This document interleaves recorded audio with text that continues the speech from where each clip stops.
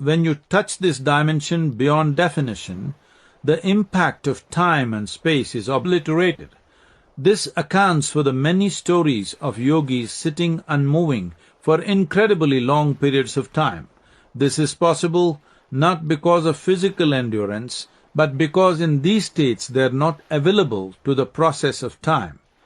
They have touched a dimension beyond all the contradictions of here and there, now and then, a limitless ocean of emptiness where there is neither bondage nor freedom, an existence beyond existence. Yoga does not ask you to work with anything other than what you know. It simply tells you that if the physical, mental and energy bodies are perfectly aligned, you will find access to the bliss body. But your work, as we said before, is only with the first three bodies.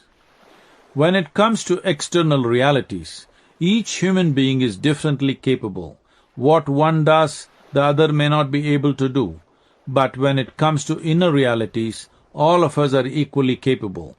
There is no guarantee that you will be able to sing, dance, climb a mountain or make money merely because you want to.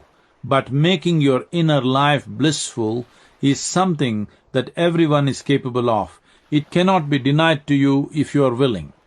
Once you master certain basic yogic technologies for inner well-being, your journey through life becomes absolutely effortless.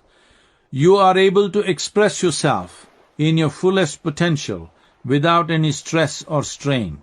You can play with life whichever way you want, but life cannot leave a single scratch upon you. So to experience well-being, all you need is a certain mastery over these three dimensions of body, mind and energy.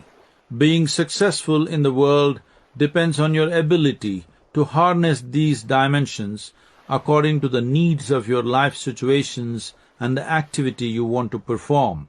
But yoga is also the science of aligning these three dimensions so that you reach the ultimate state of ecstatic union with life itself.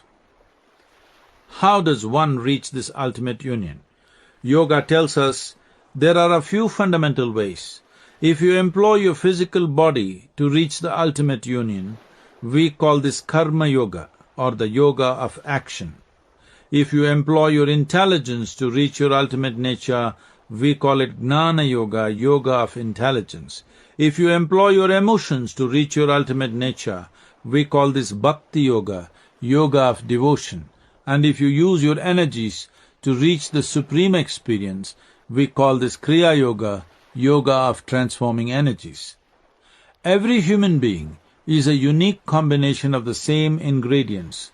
All these aspects, karma, gnana, bhakti, kriya, have to function in an integrated way if one wants to get anywhere. If these four dimensions, body, mind, emotion, energy, don't walk together, you will be one big mess. Once it happened. 4 men were walking in the forest. The first was a gnana yogi, the second was a bhakti yogi, the third was a karma yogi, and the fourth was a kriya yogi. Usually these 4 people can never be together. The gnana yogi has total disdain for every other type of yoga. His is the yoga of the intellect, and typically an intellectual has complete disdain for everybody else, particularly these devotional types who look upward and chant God's name all the time. They look like a bunch of idiots to him. But a bhakti yogi, a devotee, thinks all this gnana, karma, kriya is a waste of time. He pities the others who don't see that all you need to do is know that God exists, hold His hand and walk in trust. All this mind-splitting philosophy, this bone-bending yoga is absurd to him. Then there is the karma yogi, the man of action. He thinks all the other types are just plain lazy.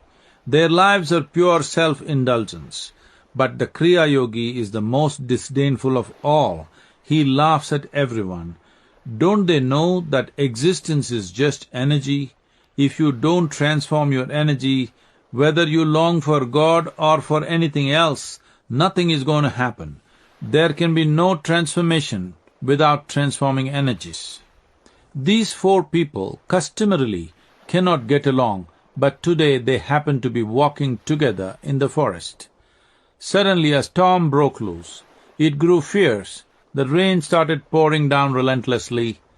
Drenched to the skin, the four yogis started running, looking desperately for shelter. The bhakti yogi, the devotion man, said, "There is an ancient temple in this direction, let's go there." As a devotee, he was particularly familiar with the geography of temples. They ran in that direction. They came to an ancient temple. All the walls had crumbled long ago. Just the roof and four columns remained. They rushed into the temple, not out of any love for God, but just to escape the rain. There was a deity in the center. They ran toward it.